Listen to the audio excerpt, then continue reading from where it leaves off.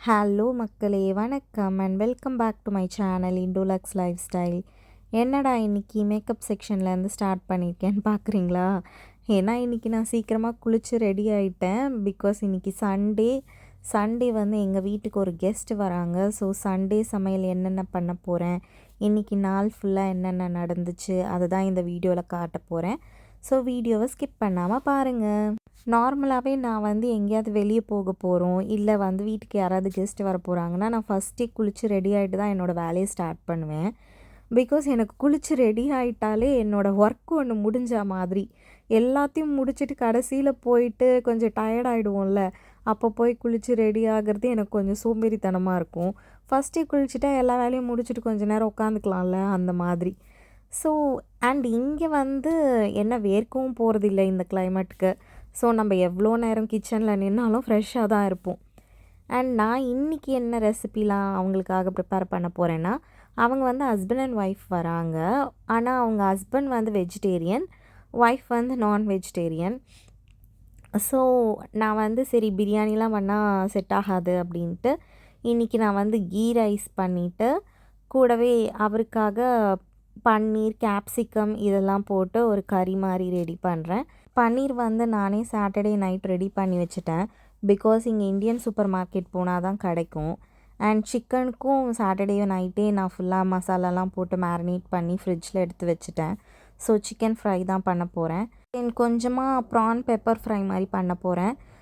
Gravy மாதிரி இல்லாமல் நல்லா திக்காக அந்த மசாலாலே கோட் ஆகி வெறும் ப்ரான்ஸ் மட்டும் இருக்கா மாதிரி. இதுக்கு நடுவில் கிரவை யாரும் டிஸ்டர்ப் பண்ணாதீங்கன்னு நான் சொன்னேன். நான் சொன்னது அவன் காதில் எப்படி கெட்டுச்சுன்னு தெரியல, உடனே எழுந்து வந்துட்டான். அவங்க அப்பா தூக்கி வச்சுட்டு என்கிட்ட விடாமல் பார்த்துக்கிட்டு இருக்காரு. ஸோ சண்டேனாலே யாராவது வீட்டுக்கு வராங்கன்னா நிறைய வேலை இருக்குது அப்படின்னா அவரே வந்து குழந்தைங்கள குளிப்பாட்டிலாம் விட்டு ரெடி பண்ணி விட்டுருவார்.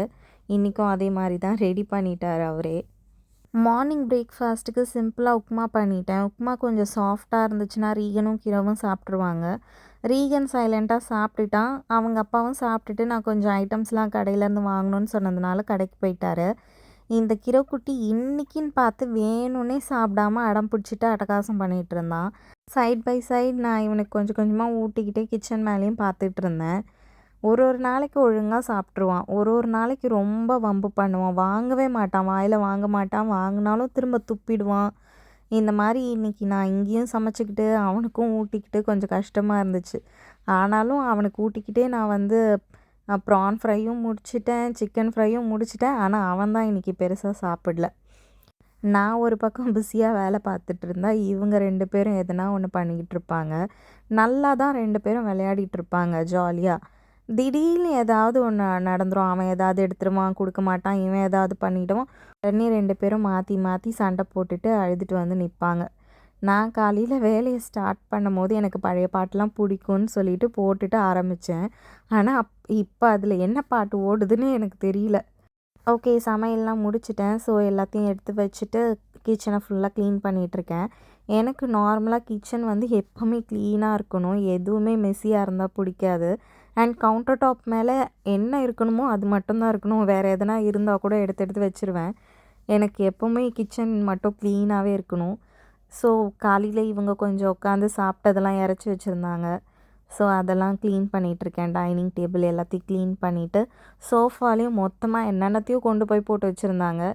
சரின்னு சோஃபா இருக்கிற இடம் எல்லாத்தையும் ஃபுல்லாக க்ளீன் பண்ணி அரேஞ்ச் பண்ணிகிட்டு இருந்தேன். இவனுங்க 2 பேரும் இதுக்கு நடுவில் குறுக்கில் கௌஷிக் வந்தான்னு சொல்கிற மாதிரி இந்த பக்கமும் அந்த பக்கமும் குறுக்கில் போயிட்டு வந்துட்டு இருந்தானுங்க.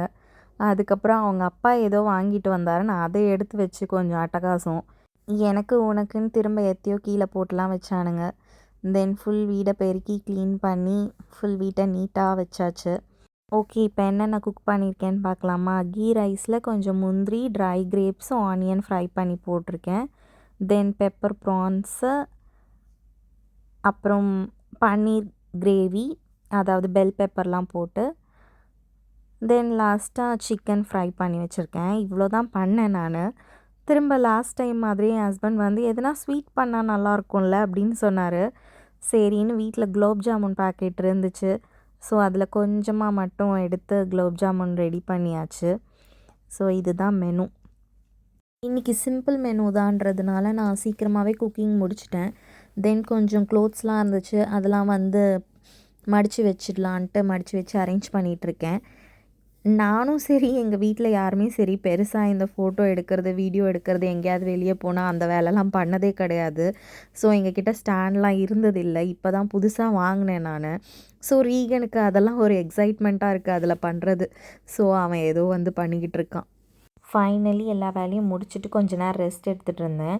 அவங்க வந்ததுக்கப்புறம் கொஞ்ச நேரம் கதை பேசிட்டு சாப்பிட்டுட்டு திரும்ப கதை பேசிகிட்டு இருந்தோம். ஆக்சுவலாக இவங்க வந்து ராமேஸ்வரம், இவங்களோட சொந்த ஊர். ஸோ இங்கே நாங்கள்லாம் ஒரு பக்கம் கதை பேசிகிட்டு இருக்கிறதுக்குள்ளே இவங்க 2 பேரும் இந்த ரோலிங் சேரில் விளையாடி அட்டகாசம் பண்ணிகிட்டு இருந்தாங்க. வேணாடா கிரவ விழுந்துருவான்னு சொன்னால் கூட கேட்கல. ஆனால் ரீகன் வந்து கிரவை ரொம்ப நல்லா பார்த்துப்பான். ஸோ அங்கே ஸ்டாப் பண்ணுங்கன்னு சொல்லிவிட்டு அவங்களோட பார்வை உடனே என் மேலே திரும்பிடும். உடனே என்கிட்ட வந்து தான் விளையாடிட்டு இருப்பாங்க. இன்னும் அவங்க ஒரு 5:30க்கு கிளம்பிட்டாங்க. ஈவினிங் அன்னைக்கு கொஞ்சம் நல்லா இருந்துச்சு கிளைமேட், மழைலாம் இல்லாமல். தென் வீடும் க்ளீனாக நீட்டாக தான் இருந்துச்சு. அப்புறம் டிஷ்வாஷரில் மட்டும் லோட் பண்ணிவிட்டு நெக்ஸ்ட்டு நம்மளுக்கு உடனே தோன்றது டிசி பார்க்கணுன்னு தான் மைண்டு போகும். ஸோ அதை கொஞ்சம் நேரம் ரிலாக்ஸாக உட்காந்து பார்த்து சிரிச்சுட்டு, ஆக்சுவலாக ரீகன் கூட வந்து டிசிக்கு ஃபேன் ஆகிட்டான். சாட்டர்டே சண்டே வந்தாலே டிசி போடுங்க அப்படின்னு கேட்குற அளவுக்கு அவருக்கு தெரிஞ்சிச்சு. இந்த சீசனில் விஜே நிக்கி தான் ரீகனோட ஃபேவரட் கோமாளி. இன்றைக்கி கொஞ்சம் கம்மியாக தான் எல்லா சாப்பாடுமே ரெடி பண்ணேன். அதனால் நைட்டுக்கு எதுவும் இல்லை. என்ன பண்ணுறது அப்படின்னு கேட்கும்போது தான் இங்கே தமிழ் வந்து, நீ இன்றைக்கி நிறைய வேலை செஞ்சுட்ட, நாங்கள் உனக்கு இன்றைக்கி பீஸா வாங்கித்தரோம் அப்படின்னு சொல்லி டாமினோஸ் பீஸாவில் ஆர்டர் போட்டாங்க. சரின்னு அவங்க அப்பா வந்து ஓகே பீஸா வந்துடுச்சு நான் போய் வாங்கிட்டு வரேன்னு சொல்லிட்டு போனார். இவங்க 2 பேரும் இந்த பால்கனியில் வந்து எட்டி பார்த்துட்ருக்காங்க. ரீகனுக்காவது தெரியும், இந்த கிரவு ஏன் வந்து எட்டி பார்க்குறான்னு தான் எனக்கு புரியல. ரீகன் என்ன பண்ணுறானோ அதை அப்படியே பண்ணுறது தான் அவர் வேலை. ரீகனுக்கு வந்து குழந்தையிலேருந்தே இது ஜங்க் ஃபுட், இது ஹெல்த்தி ஃபுட்டுன்னு சொல்லி கொடுத்ததுனால அவன் நார்மலாக ஏதாவது ஜங்க் ஃபுட்னா கூட இது வேண்டாம் அப்படின்னு சொல்லிடுவான். சாக்லேட்ஸ்லாம் கூட அவன் 4 இயர்ஸ் வரைக்கும் சாப்பிடல.